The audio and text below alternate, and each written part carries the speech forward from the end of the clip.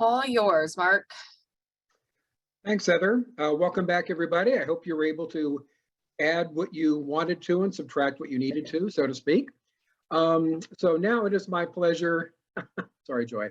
Now it is my pleasure to introduce our incoming District International Service Committee Chair from the Rotary Club of Moraga, Debbie Koo. Thanks, Mark. In 2016, my brother-in-law, Paul Friedman, invited me to a private screening of his documentary, Merci Congo. In 2018, Paul was a guest speaker at the Moraga Club. And in 2018, Fidel came to our club as his guest speaker on his way to on the beginning of his book tour of Congo Stories. So on that note, can you please share a video?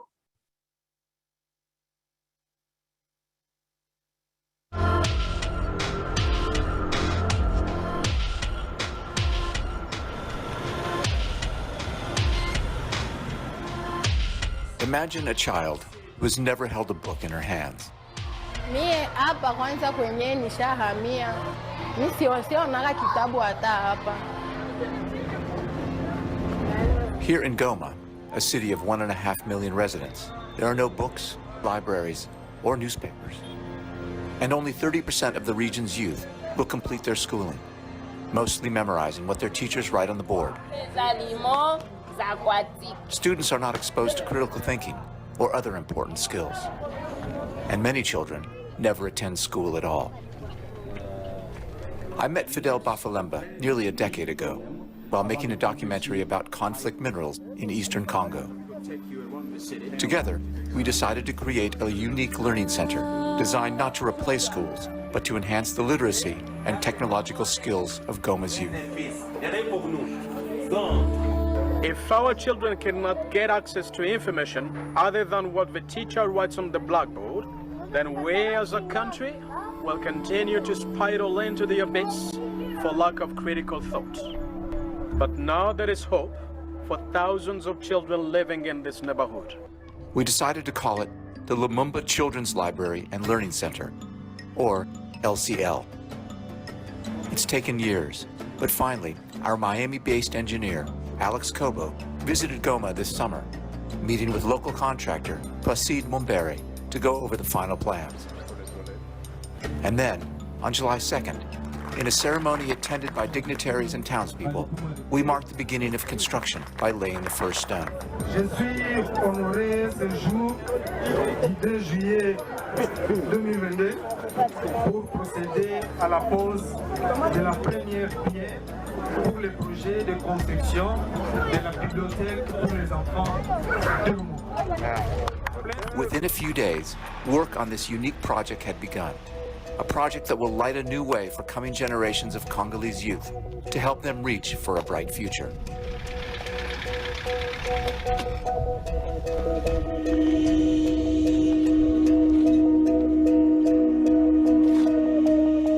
This place will be an educational space that will provide books, technology, but also training people in critical thinking. The first phase of construction is nearly completed, but there is much to do before the youth of Eastern Congo can begin to chart a new course for themselves, their families, and their country. Thank you so much for your continuing support.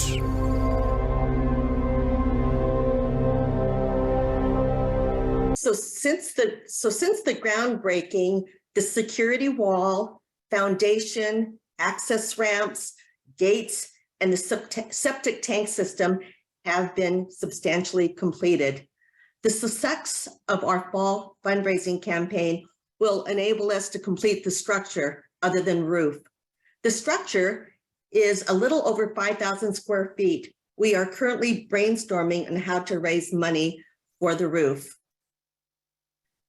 The LCL will open daily and some evenings. The facility will be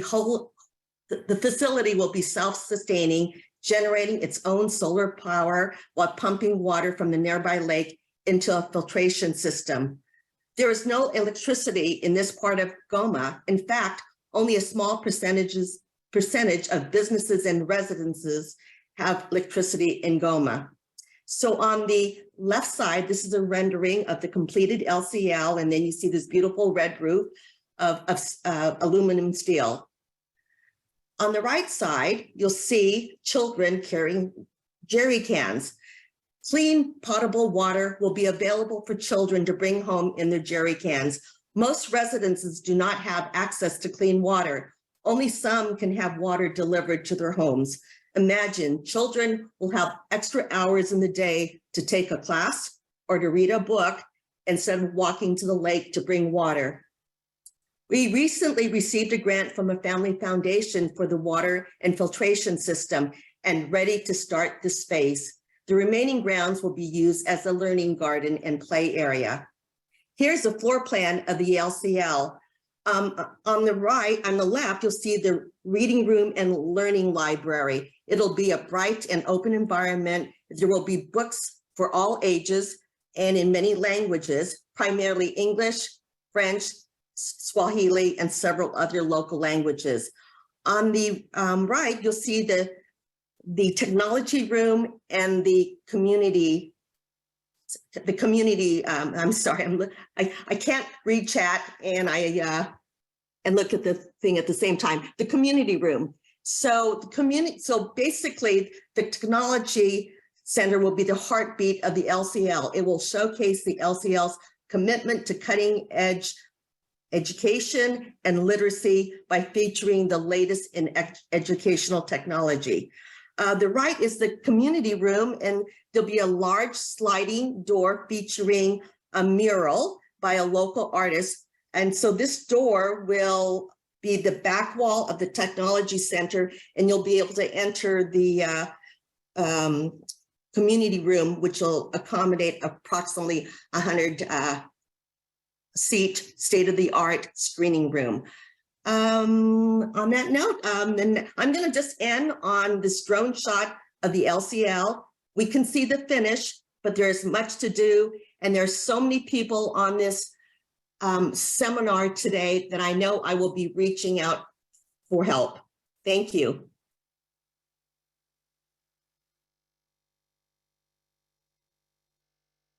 Thanks. Thanks so much, Debbie. That is a great example of an international project. It's taking some time. You've got great partners. You have patience, but the result is going to be such an incredible gift to the children of that part of the Congo. So thanks so very much. Thank you. It is now my pleasure to introduce Skip McCowan, who is a member of the District International Service Committee and a member of the Rotary Club of Loma Linda Sunrise, to talk about another international project, this one in Guatemala. Skip. Thank you, Mark. I'm going to bring up some slides here that'll hopefully...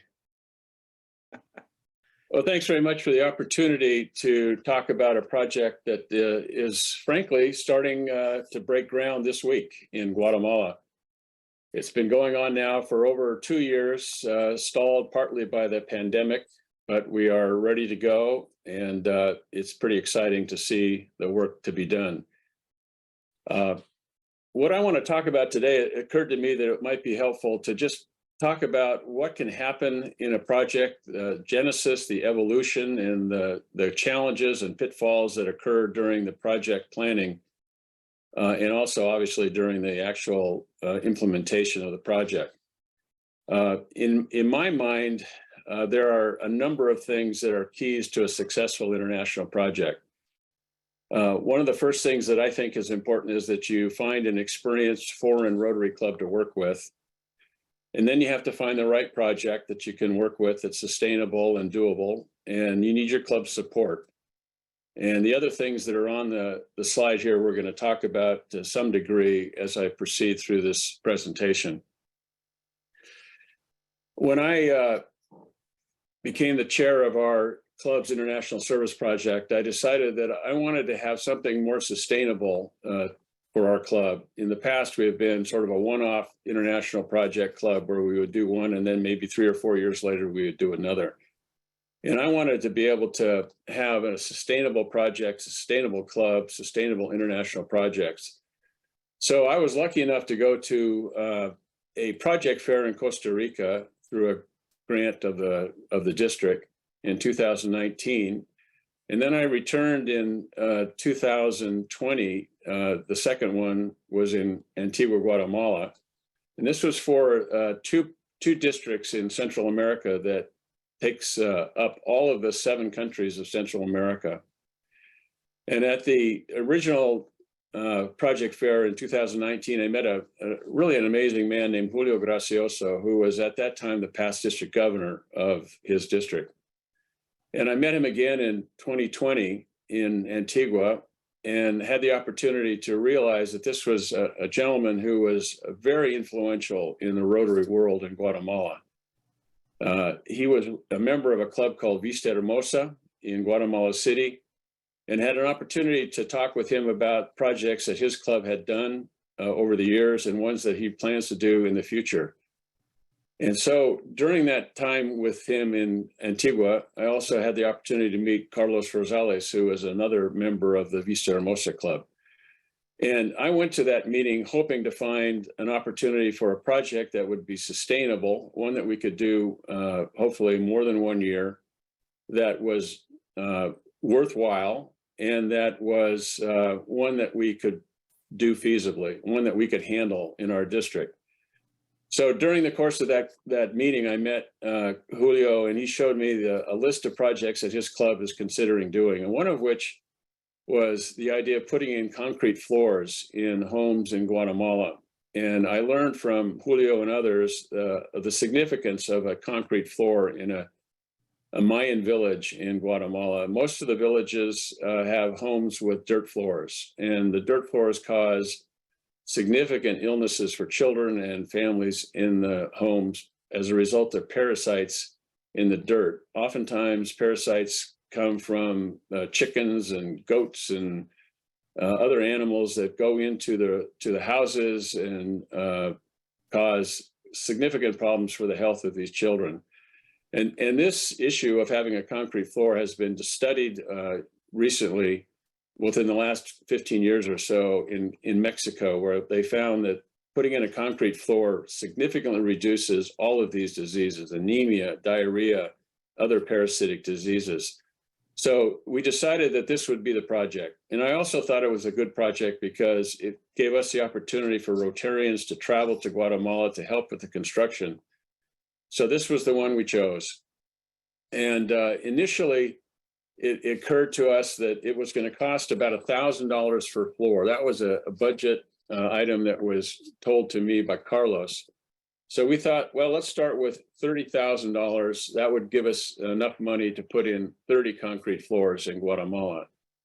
So I began with the idea of raising $30,000. But before we got to that point, we had to figure out a place where are we going to put this. Where are we going to do this project in Guatemala? Obviously, it's a large country, and we needed to come up with a village where we could start the project. Luckily for us, Carlos introduced me to a woman named Dr. Miriam Rittmeyer, who is a Guatemalan physician and is actually a Rotarian in Savannah, Georgia now. She's married to a physician, an American physician. She lives in Guatemala part of the time and in Savannah the other part of the time. And she has an organization called Falarope, which deals with women's health issues in Guatemala. And she was working with Carlos's club on a midwife training program in a village called Chahalaja, which is about 30 miles northwest of Antigua, Guatemala. And through that introduction and through Miriam's help, we identified a village, this village, Chahalaja, as the place where we were going to do the project. And Chahalaja is, as I said, about 32 miles northwest of Guatemala City, or Antigua rather. And it's a very small village, only about 300 families. It's about 9 miles away from Tecpan, which is the city that you can see on the slide here in Guatemala. And so we decided, let's start with these 30 homes. And then during the course of the planning for this project, Brian South, who was the past president of the Moraga Club, came up with the idea of why don't we consider bringing in another component? And that was the idea of adding a safe and effective stove. to this project. He introduced us to an organization called Stove Team International. The Stove Team International was started by a Rotarian in Oregon, a woman, and has been putting in safe and effective stoves in Central America for quite a while. And we started to meet with the people at Stove Team and became confident that they were going to be a good partner with us. And the only catch was that Stove Team wanted to have 50 homes. They said it was only economically feasible for them if we could do 50 homes instead of 30. So we thought about it. We talked to Carlos at Vista Hermosa, and we said we can do that. So the plan went from a budget potential of $30,000 up to over $50,000 by adding in this component of the stoves. Miriam told us no problem. She could find 50 homes in Chahalaja where people needed a stove and a concrete floor. And believe it or not, within 3 weeks, the people that work with her in Fallow Rope were able to come up with the identification of 50 families that needed a concrete floor and a stove. The Stove Team component was significant. They are an amazing organization. They talked about the fact that most of the families in these Mayan villages cook over open fires, which results in significant lung disease in the families. As you can see from the slides here, can you imagine cooking 3 meals a day in this kind of a situation where you're inhaling smoke? Not only are you inhaling smoke, but you're giving children the opportunity to be burned by open fires. So the concept evolved, as I suggested. This is a project that did evolve from concrete floors only to concrete floors and stoves.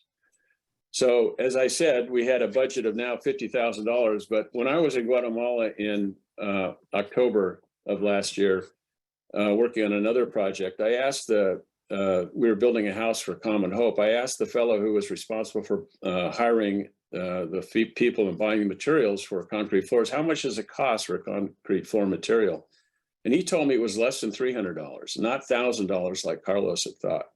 So that changed our whole budget concept. Instead of basically gave us 3 more houses per $1,000 than we were expecting. So we were able to adjust our funding needs and got it down to much less than we thought it would be. And when I was in Guatemala, I had the opportunity to consider what are we going to do with these concrete floors. This is a photograph of one of our members of our club in 2018 putting in a concrete floor for Common Hope, which was simple because we were putting in with frames that are already existing. There was no building there that we had to deal with. And that was my concept of how we were going to do this. But when I got photographs of the homes that we were going to be dealing with, I found out they were already constructed. They had, in some cases, stone frames, in some cases, wood frames. So that caused us to think that we had to rethink how we were going to put in these concrete floors. So we went on a trip to Guatemala, to this village in Chahalaja. When I was down there, Tom Gayet and myself took a little side trip to Chahalaja to see the families that we're going to be dealing with. And this is a photograph of Tom and I meeting one of the families that's going to get a concrete floor and a stove.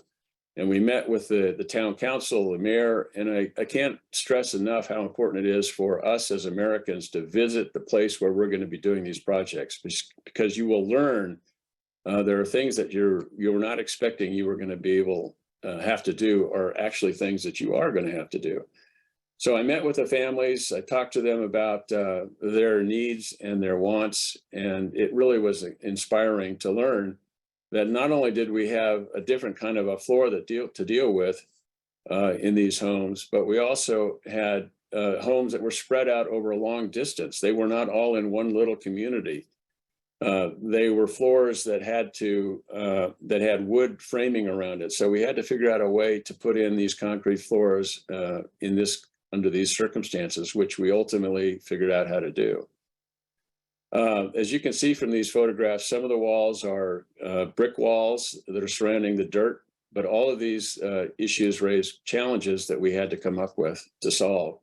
We found old stoves like this one that have to be torn out. So that added to the complexity of the project.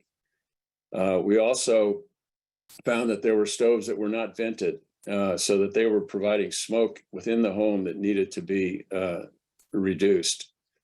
This photograph caused me to think, so what are we going to do with these families when we're putting in these concrete floors and stoves? They're going to have to leave their homes for a few days. And so we decided to talk to the families, and they all told us that they would be able to stay with relatives or friends for the 3 days that we're doing the work. We also learned when I was there that there's a lot of space between these homes. This is a picture of a friend of ours here walking down the path from one house to the other, recognizing that we're going to have a difficult time with our logistics to get the cement materials and sand and other materials to these homes. Another problem that we would have to deal with, as you can see from this photograph, the terrain is not level. So we're going to have to figure out a way to transfer those materials from one house to the other in order to get this work done. The other thing that was interesting is when we decided to go with Stove Team International, they came up with a stove that they're going to be putting in. This is called the Justa stove. It's safe, it's effective, it's vented to ensure that children are not burned and to ensure that smoke is not inhaled. This is a photograph of an existing Justa stove in a home in Guatemala. You can see how it has a steel cooktop. It's very efficient. It uses 50% less wood than the stoves that are being used right now. You know, one of the things that we learned when I was in Guatemala is that despite the fact that we started out with 50 homes in Chahalaja, we later learned when we did a survey that 20 of the people didn't really want stoves. They didn't need them. So the question was, are we going to go back on our word with Stove Team to do 50 homes, or are we going to be able to keep our promise to do 50 homes? Well, not a problem. Miriam said, I can get you 20 families in another village where we're doing another project. And so now we're going to do 30 stoves in Chahalaja and concrete floors, 50 concrete floors in Chahalaja, and then 20 stoves, but not concrete floors in another village. These are the challenges that you come up with when you're dealing with these types of projects that, you know, they evolve over time. And it's really, really important that you have a solid partner in the country where you're working. And we certainly do, because the Vista Hermosa Club has done over 20 global grants in the past. They've hosted over 20 Rotarian trips to Guatemala to participate in their projects. And we are going to be able to participate in that way. We're going to have a trip in March. We now have Rotarians from our district from 5 different clubs that will be traveling to Guatemala to participate in the construction of the stoves and the floors, and also have an opportunity to visit Guatemala, beautiful cities like Antigua and Tecpan. You know, one of the things that occurred to me is this relationship that we now have with Stove Team. Stove Team went to the village to show the women of the village how these stoves operate. And this is a photograph of an event that happened last weekend in Chahalaja, where they were operating the stove, showing the women how they work and how they operate. This is a photograph. This is a photograph. Thank you. I'll be done. This is a photograph of me and Tom. When we made our visit to Chahalaja, we had the opportunity to meet with the mayor of the town and some of the members of the town council. But more importantly, this is a photograph of Carlos meeting the same folks, but twice as many most recently. And Carlos is the man in the middle with the white shirt and the gray hair and the glasses. He is our partner in Guatemala City, Rotary Club of Vista Hermosa. And the 2 photographs, I think, demonstrate the importance of having a strong partner in your national or your international project. But Carlos obviously brought out all the people of the village council rather than just a few like I did. So we're excited about this project. As I say, we've broken ground. It's going to take about 6 weeks to complete. But with a strong partner in Guatemala, we're going to get it done. And hopefully, in the years to come, it will be a global grant and expanded project. Thank you very much. Thanks a lot, Skip. I think, you know, once again, you have demonstrated the importance of the theory of evolution. It's not theory, it's fact. And this is a great project, and really appreciate your commitment and those of all the other Rotarians who are involved in this. Now it's my pleasure to introduce our current District International Service Committee Chair. And I'll tell you, she's known now throughout the Rotary world because she was a featured speaker at the International Assembly just a couple weeks ago. Claire and I attended. This is where all the incoming district governors from around the world get together for their final training. So it is my real pleasure to introduce from the Rotary Club of Reading West, Sheila Hurst. Is that better now? Yep. All right, thank you. Thank you. Well, we know that literacy is the ability to read and write, but imagine trying to write sitting on the floor. That would be really challenging, right? We realize that a flat, stable writing surface has a significant positive effect on the learner's literacy, confidence, and experience.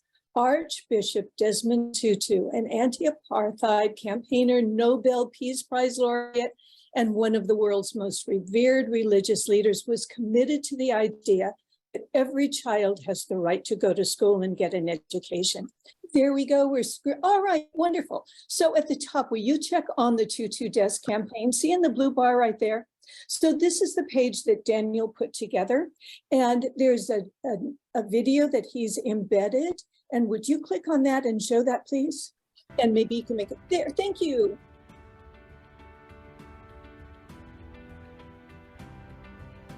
I am proud to be the patron of the Tutu Desk campaign.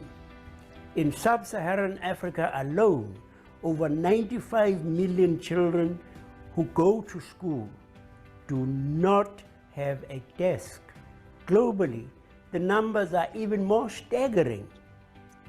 The Tutu Desk is a simple yet critical part of the school infrastructure, which dramatically improves literacy development, access, retention, and learning outcomes wherever it is deployed.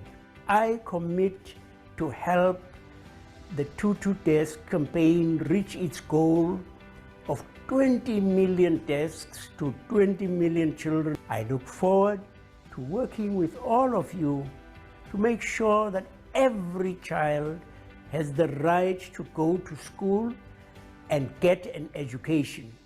God bless you all and the important work that you do. Thank you. And Heather, will you just go back to the page? There, that's perfect. Thank you so much.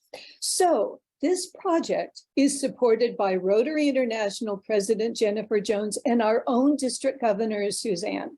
Suzanne and I both have Tutu desks, and we are willing to share them, give presentations, or make this available. The cost for each desk is $20. They're made in South Africa and distributed to students in the Southern Africa countries. We're working with Andika. Oh, that's great. Thanks, Heather, for showing a little bit more of the page. You can see the picture of Jennifer, and there's Suzanne and me at the Zone Institute in Salt Lake City with Andika Tutu, the Archbishop's daughter, who's the CEO of the Tutu Desk campaign. And we're also working with committee members in South Africa. So if you and your club or your family or friends would like to sponsor a desk for $20 or several, it's quite easy. Heather, will you click on that donate button? It's at the top or at several. Yep, perfect. Thank you so much. So Daniel and Carrie Caranci, president of Reading West Rotary, put this together. You can donate by a credit card or by check. And it goes to the Reading West Rotary Foundation. We're accepting the funds and then transfer them to the Rotary Club of San Francisco, whose foundation wires the funds to the Tutu Desk campaign in South Africa.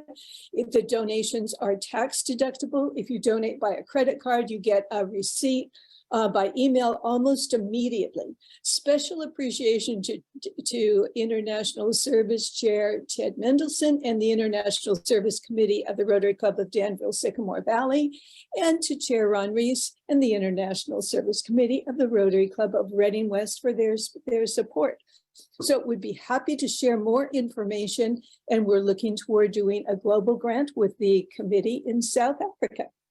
And now it's my turn. And if Daniel's internet is not working. So several years ago, past District Governor Laura Young suggested that we create an easily searchable online database with brief descriptions of district international service projects. Well, this idea was floating around for a while.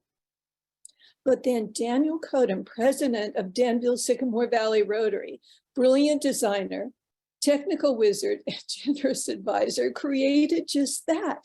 And the clickable map that he made, well, that was the fabulous idea of past district governor Candy Pierce. So I'm going to turn this over to Daniel. I think maybe he's going to be able to narrate. All right. Good morning, everyone. I'm the web person for the district. I've worked with Sheila quite a bit over the last couple of years, building out a very specific international section for the district website.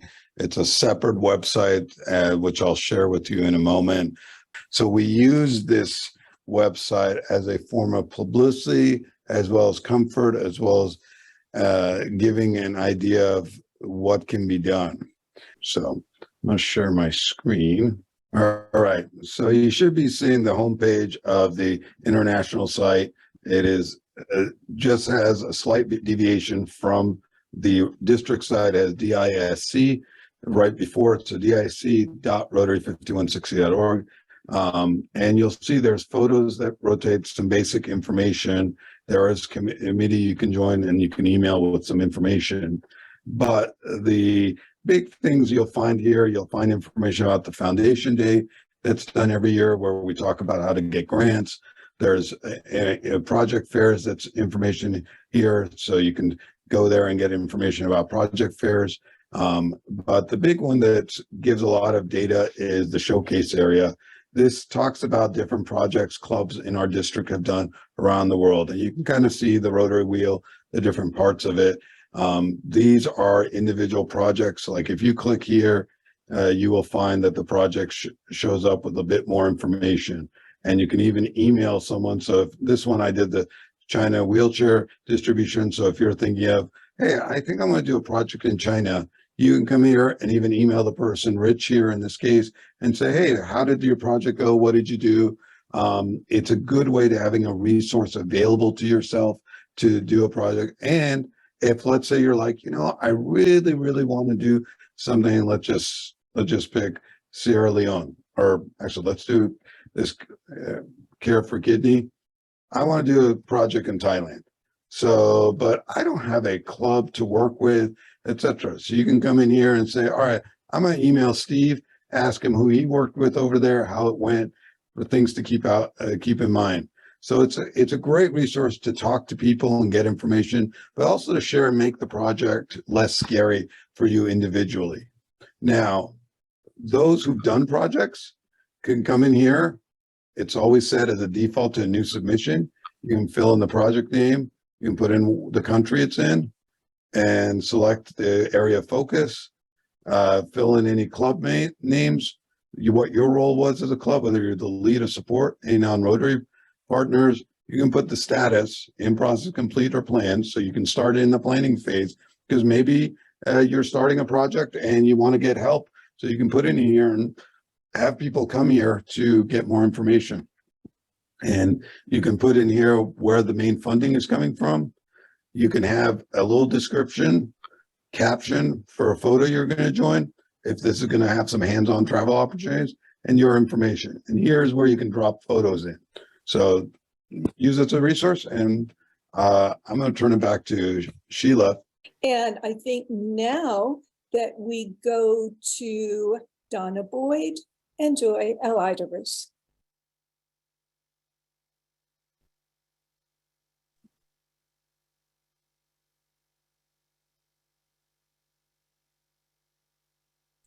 So we're back to Joy and Donna, right?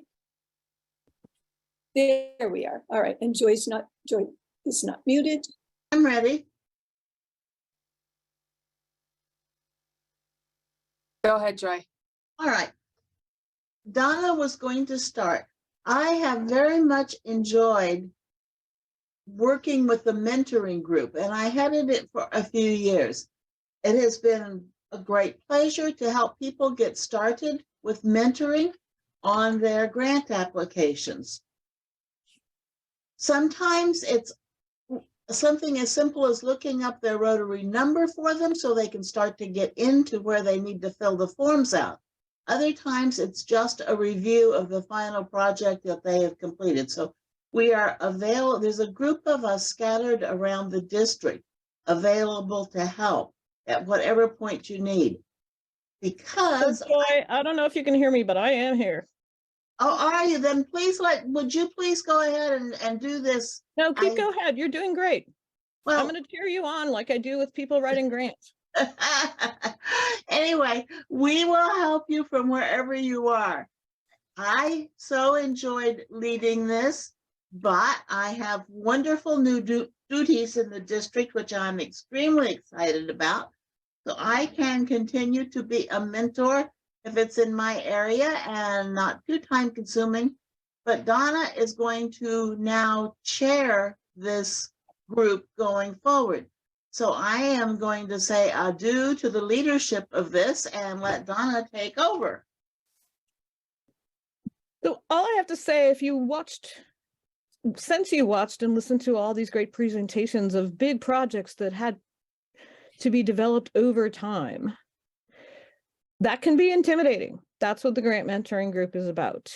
And as Joyce said, it could be as simple as helping you find your club number, or as long-term as helping you write the grant, helping you edit the grant, and following through with you later when the reports are due, and helping you make sure that those reports meet the requirements and make the point of what your work is. So there are a handful of Rotarians who are experienced at both district and global grants that are on the committee. You would access us through Arnie Gustafson, who's really the head of the whole grant program in terms of the review panel. And Arnie will hand you, if you need help, Arnie will hand you off to me, and I'll either help you myself or find somebody else who can. What's showing on the screen right now is a handout that we used that just talks about what we will do for you. And it's a lot. You are going to do the writing, you're going to plan your project, but we're going to help you craft it. And the idea of that is simply to say, gosh, if you just did this, you could do that. And just see the opportunities that your initial idea opens for the project, for your club, for the community, for whether it's your local community or the global community. Lots of opportunities here. I've had conversations with 4 different Rotarians in the last 10 days about grants that they're thinking about. And I think in each case, those people had a better idea of the opportunity they have with the work that they want to do. So that's all I got to say is that yes, I'm taking over Joy's position. She set it up. I don't have to do anything but, bask in the glory of the structure that she set up and enjoy helping folks with grants.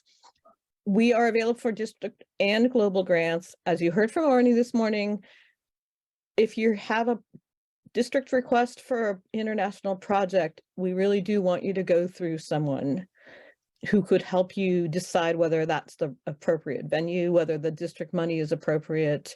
And it's important because we're using district money for international projects. That's okay for some projects, but global grants have a little more work to do, and we'll help you do it. And I've done several of them. So have everyone else on the committee, on the panel. Are we a committee or a panel? Group. Has extensive experience with global and district grants. So it doesn't have to be a big meeting. We can just say, oh yeah, do this.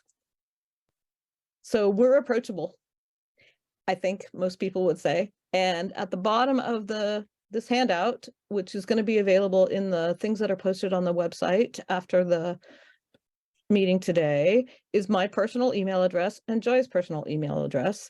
So send us an email and say, hey, I was thinking I could do this. And we'll say, oh, what a great idea. Let's help you.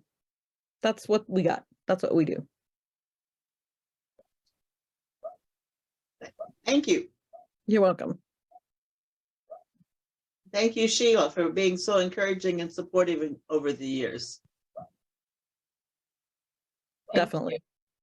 Thank you to all three of you. We're going to bring up Debbie Koo again, who is going to talk a little bit about Rotary Action Groups. I can attest to the fact that the mentoring program works.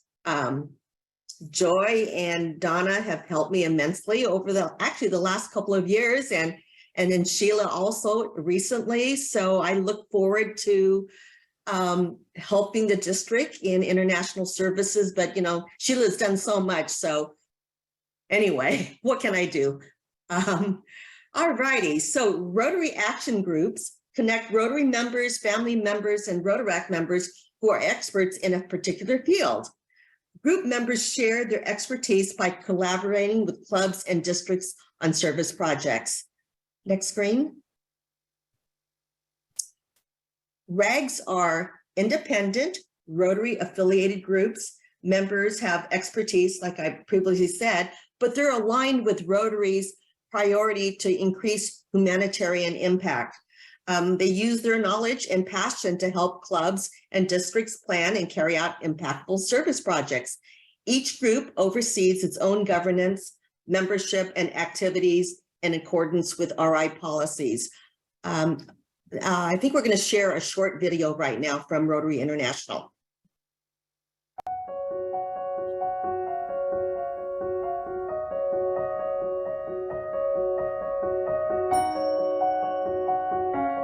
Rotary Action Groups are a great resource because they have the expertise in their various subject matters to support clubs and districts with project implementation and execution. Across the world, there's so many different action groups. There's one for environmental sustainability. We've got disaster response. We have water and sanitation. If somebody wants to know how to build a toilet, drill a borehole, implement rainwater harvesting, for example, action groups have the expertise to enable the club to achieve its humanitarian goals. They are not just Rotarians or Rotaractors. It could be, partners. It could be alumni. A Rotarian doesn't have to be an expert because they're all at hand. And when a club wants help, we link them with sources of funding, usually another club, but also to private donors and other foundations. When you've got this group that has members from around the world in one particular focus, you can have an impact that is huge.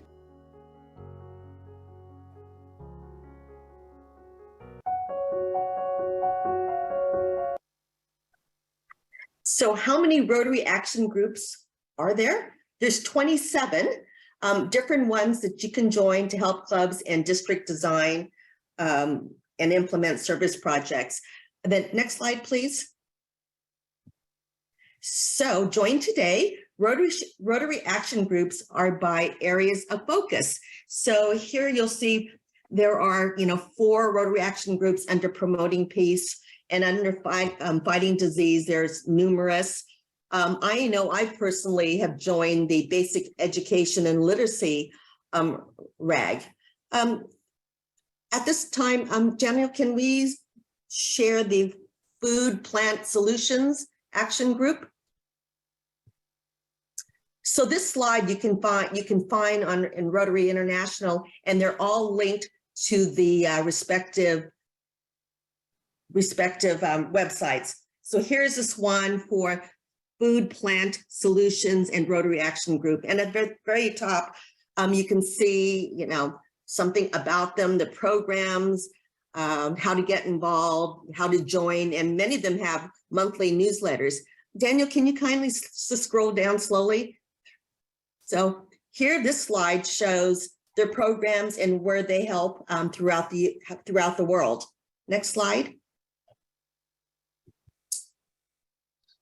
Next slide. And so you often will see photographs, YouTubes, and actually in preparing for this particular presentation, I thought, wow, there's a group that I can reach out to on this learning garden that we're going to be doing in the LCL. So these RAGs are just excellent sources of information. And that's all I have for now. Thank you. Well, just tell me as we move forward then. So you heard Donna and Joy talk about the coaching and mentoring team, but what if you need specific information? What if you need advice about something that might not be in their wheelhouse? Well, there are 500 Rotarian members from 75 countries who speak 80 different languages who are ready to help you. They're called the Rotary Foundation Cadre of Technical Advisors. I don't know, Heather, are you driving for me or is Daniel? I'm still driving. I'm trying to get the next one up. All right. Well, when you have a chance, you go back to disc.rotary5160.org, please, and go to, there we go, and go, oh, and you're there, helpful resources. All right. Well, there's Kidney Smiles. A few people made some notes in the chat. Thanks.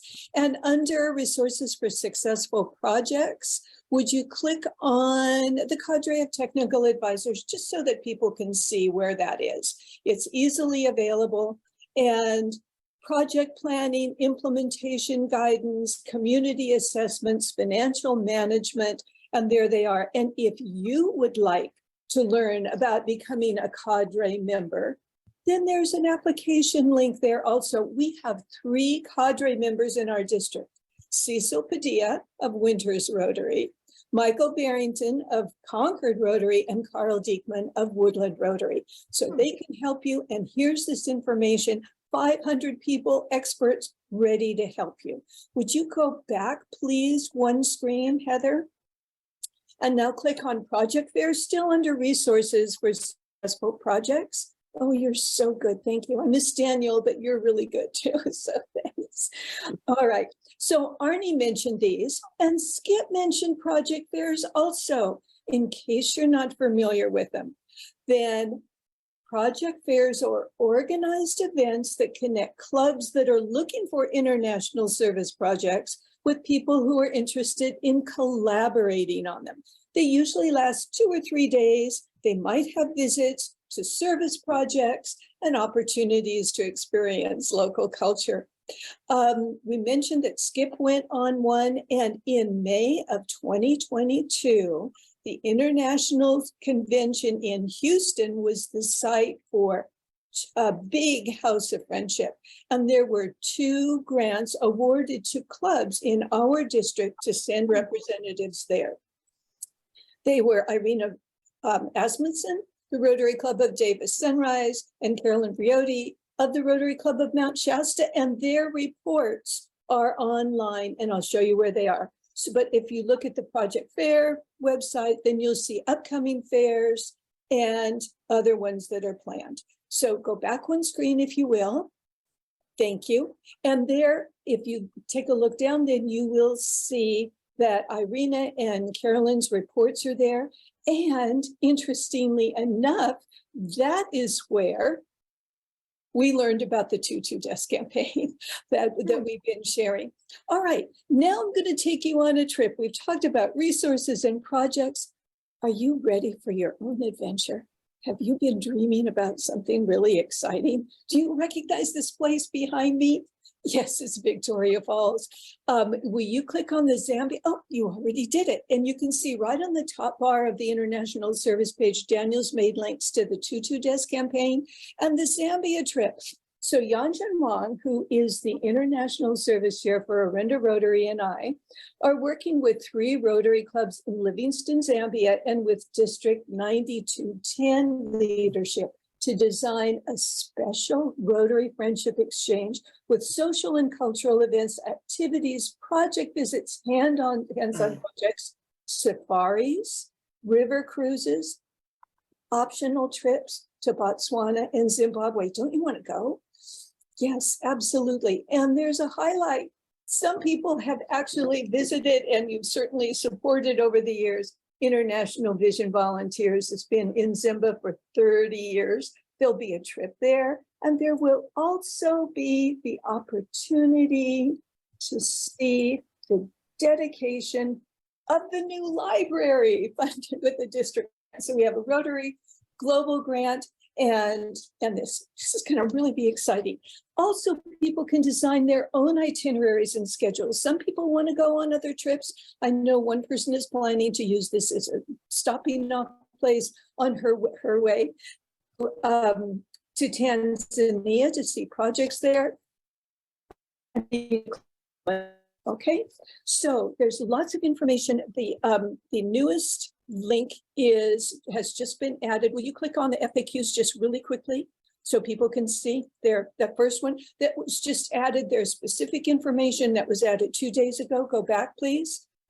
Thank you. Oh, you're so good. Thanks. And the registration form is the next one, and Heather's going to click on that. There we go. And so this is so that people will know when you're coming in, when you're leaving. Have you met at the airport? There are lists of accommodations. Maybe you want to stay with the Rotary family. That's the Rotary Friendship Exchange. There's more information there. Go back, please. Thank you. And this is next, the third one, please, Heather. Thanks. The friendship. Right. This is the booklet that was put together just for us, March 22nd to 28th. Now, these are the formal activities. You can scroll through that at your leisure and see there's contact information there. Going back, I'm really aware of the time, so I'm going awfully quickly, but Yanjin and I would be thrilled to talk with you individually or with your clubs or with others. And then there is the Botswana. There aren't any pictures there, but of course, I've got lots of pictures. And maybe you want to go to Elephant Sands with us. Oh my gosh, maybe you'd like to go cruising on the Chobe River. And then maybe you'd even like to go to Mwandi and volunteer with some hands-on projects. So we hope that that's going to work for you. We'd love to have you come with us. Yanjin's been there, I don't know how many times. I think I've been to Zambia maybe 20 times. So it's always wonderful to go back, and we'd be thrilled to have you join us. Okay, and now to Danny. Thank you so much for the opportunity, Mark and Claire and everyone for sharing some information. Thanks so much. We appreciate it. I mean, Daniel, Donna, Joy, Debbie, and of course, Sheila, really, really great information. Just really whets your appetite and inspires you to get out and do something really big in the world. So yes, Danny, you are back to give us some additional information on support for developing your district grant proposal. Well, I'm not here to give you guys anything new. I'm just trying to reiterate a few things just to help you guys out. So let me share my screen with you guys one more time. Just additional support for you in case you might have missed it the first time around. Like I've mentioned a few times, everything will be available online for you guys. And of course, if you've got an itch and it hasn't been updated yet, always shoot me an email and I'm happy to send it your way. For grant questions, you're going to want to reach Arnie. He's going to be able to help you with the actual grant support. For tech support, this is my information, email, phone number. You can text me on that number too. Like I mentioned, I'm typically quicker with email or text, but also available by call. I know a lot of you prefer to talk that way, but texting and email are great for me because I can send screenshots and that makes it a lot easier. As you know, the grant processes can be kind of a lot sometimes. And again, DAC-DB support. So not to be confused with grant support, but sometimes DAC-DB support is needed. This is Jerry's contact information for you. This is our website. This is the Rotary Foundation website for District 5160, and you'll be able to find a copy of my presentation, Arnie's presentation. Arnie put together a great frequently asked questions documentary that we both went out over and basically covers everything in both of our presentations plus some, as well as any additional contact information you might have. And I just want to reiterate one more time, do not wait until the 11th hour to have your club try to add signatures, just because typically the signature process is the very last part of the grant process, but that doesn't mean that you need to wait until that process to have your president add those signatures to your for your club. And I recommend getting it doing it as soon as possible. That way you don't have to worry about it. It is definitely what we have the most questions about. So don't be afraid to get started on that process early. And good luck. That's about it. Great, Danny, thanks again for really, encouraging us to, get familiar with the the DAC-DB grant application. I know that there's some folks saying, well, gee, it's a lot of work. It is, but the real great thing about it is then all the information about these grant applications and the grants themselves are in one place. And that's what really, really is helpful, I think, going forward. So thanks again. John Martin is going to be back to give us kind of just a little bit more information on the stewardship process. So John, back to you. Mark, thank you. As I mentioned earlier when I was going through my slides, new this year, Mark and I talked about we will either have a in-person training, or more likely it's going to be a video with the real nuts and bolts of the stewardship process for those people that are actually successful in the grant applications for the 23-24 cycle. And so it'll become a requirement that you view this video or attend if it ends up being in person this year. But it'll get into the real nuts and bolts and off into the weeds, let you ask some questions, hopefully. So that'll be new for this year. So I'm looking forward to doing that video and hope it will be informative for the applicants and successful grant recipients. Just one point of interest, I am still a practicing CPA. So if you shoot me questions from about March 1st through April 15th, don't expect a prompt response. I'm sorry about that, but that's just the way my life is. John, thanks so much. I really appreciate your stewarding our stewardship process for so many years. Done a great job. And just kind of furthering what John was saying, so what will be happening is for clubs that will be receiving a grant, they will be the ones that will need to get this additional information, because we thought, rather than talking about all these requirements in January, when you'd be really having to start to learn them and follow them in July, it made much more sense to provide this information to the clubs that will be receiving grants. Basically as a condition before they get the check. So that will be the incentive. So more of that to come. But John, thanks again. I want to just say a couple of things here. First of all, I want to thank all of the presenters today, because you've done a magnificent job. I really appreciate all of the time, the effort you went into thinking about how to provide this information as effectively and as entertaining a method as possible to our all the folks who attended today. So thanks to every presenter. I really appreciate what you've accomplished. Special thanks to Heather Vilhauer, because Heather, as our district education chair, has been working very hard on this for many weeks.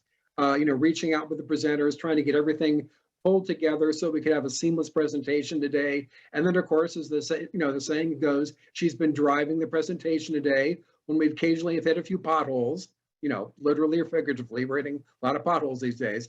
But Heather, thank you so much. You've done a magnificent job, and we really appreciate your attention to detail and just being ready to handle any unforeseen circumstance. I just want to emphasize again, another reason we're doing this in January is because we do want you to start early on the process. If you have an idea for an international project, bring it up to your club. Look for that club support. It's where everything starts. Then if as you develop it and you think this is something you want to pursue, just look at if it's a local grant for district designated funds, work up with the potential partners or the groups that will be benefiting from what you're planning to do. If it's an international project, look to getting your international partner to be ready to work with you on this project. You've got some time now, but as Arnie said, things will be starting on March 1st in terms of being able to look at applications.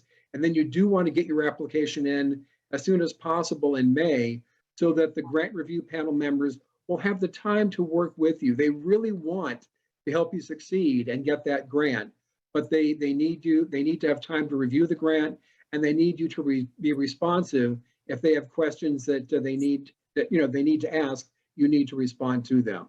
So just want to ask you to do that. One other thing before I forget, Heather will be posting a link for a survey, and we really would appreciate your evaluation of this event. We're always trying to make it more meaningful, more practical, well, more enjoyable too. I will say that. So we would appreciate your candid responses to that evaluation request. That would be really great. Now, as I mentioned, primarily today we've been talking about the getting aspect of the Rotary Foundation, but I do want to mention before we finish up here the importance of giving to the Rotary Foundation as well. The Rotary Foundation provides the fuel, the financial fuel for a lot of these great projects. So I really will encourage you to go out to your clubs, whether you're a president or a club foundation chair, just a concerned member, and remind them that the reason we have these funds to distribute in the first place is because generous Rotarians and other donors gave to the Rotary Foundation during the 2020-21 Rotary year 3 years ago, the year I had the pleasure of serving as district governor. So 50% of those funds that were donated to the annual fund share are coming back to the district and will be available for grants, as has been said by John Dwyer and others, at the beginning of the 23-24 academic Rotary year. Sorry, going back through a little ways. So, please think about looking forward to the next 3 years when Joy Eliderus will be district governor in the 25-26 Rotary year, if memory serves me correctly. I may be off by a year there. But we want to make sure that we continue to have these funds available for district designated grants, both local and international. So please give that some thought. Speaking of international, I do want to mention that right now we have nearly $210,000 in global district designated funds available. So the funds are there, and that's why we've been encouraging you to really look at applying for a global grant through the district, because the funds are available. And we don't want this money to just sit there. We want it to be like Rotarians. We want it to get out there and do things. So we'll be getting probably more than another $150,000 on July 1st. So the funds are there. And as you've heard today, there are plenty of Rotarians who are willing to help you work on the global grant process and the district grant process, because they know their stuff, and they're more than happy to share that information with you so that you and your club can also succeed in getting a grant. But so that's essentially it. I'm so grateful to all of you for attending today and your active participation, especially in the chat windows. And so I'm hoping that you will kind of be inspired and really rare to go to think about what you can do in terms of getting grants and doing great work in your community or around the world. So I'll just finish up by saying go Niners, obviously, and have a great rest of the weekend. And again, thanks again for joining us.